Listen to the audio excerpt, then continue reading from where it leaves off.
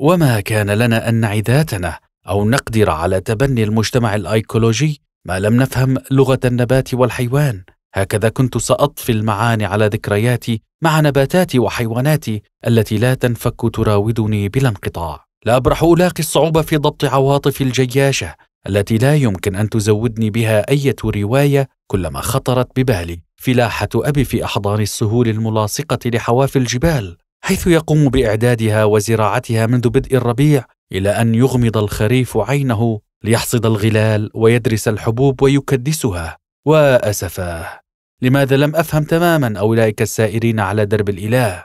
وعجزنا عن أن نكون أصدقاء رغم أن كل علاقاتي تقوم على الصداقة، إلا أني غير قادر على مسامحة نفسي لعدم الالتزام بالحداد عندما توفي أبي، وذلك بسبب علاقة الحداثة المروعة.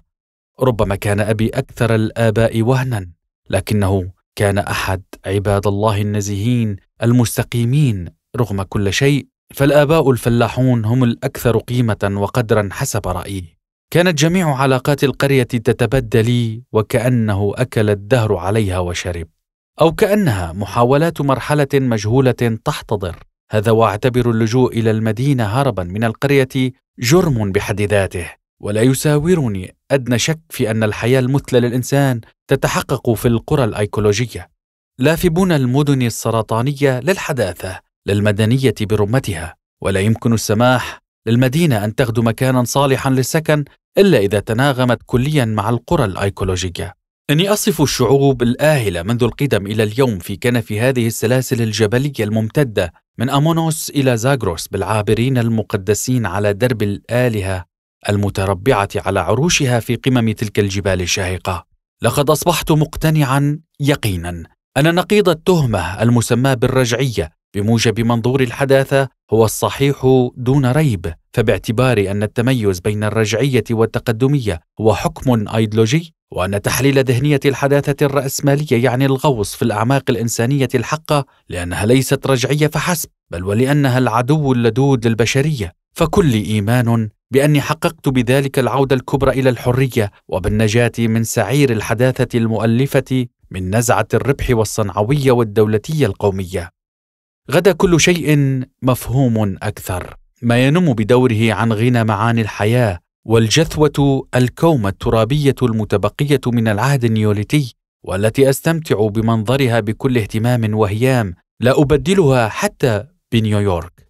فالمدن الجوفاء الخالية من المعاني والفاتحة أبوابها على مصاريعها أمام مزيد من الحياة المريحة وحصر الإنسان في قفص حديدي، وأمام وحوش الصناعة التي تقتل الحياة لا معنى لها سوى كونها إحدى النسخ الممسوخة التي لا تصل في معانيها إلى مستوى مدينة بابل ذات اللغات 72 التي لا يفهم أحد فيها شيئا من الآخر.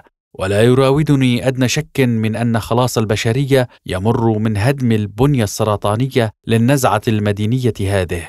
لقد قصصت هذه القصة القصيرة بهدف التذكير بماهية ثقافة الحياة التي ننحدر منها، ذلك أننا لن ننجو من لعب دور حمق الحداثة ما لم ندرك باقتدار وكفاءة نمط هذه الحياة التي هي ثمرة من ثمار الواقع الاجتماعي المشيد، ومن دون الانعتاق من نمط حياة الحداثة السرطانية التي تأسر الجميع لتطال حتى الراعي على ذرى الجبال، وتعني في جوهرها نهاية الحياة، والتي سعينا لإيضاحها عبر العبارات التي نطق بها أكثر الفلاسفة تمرسا ومهارة، والتي لم يكن شك في كونها كذلك أقل درجة من شكوك الآخرين.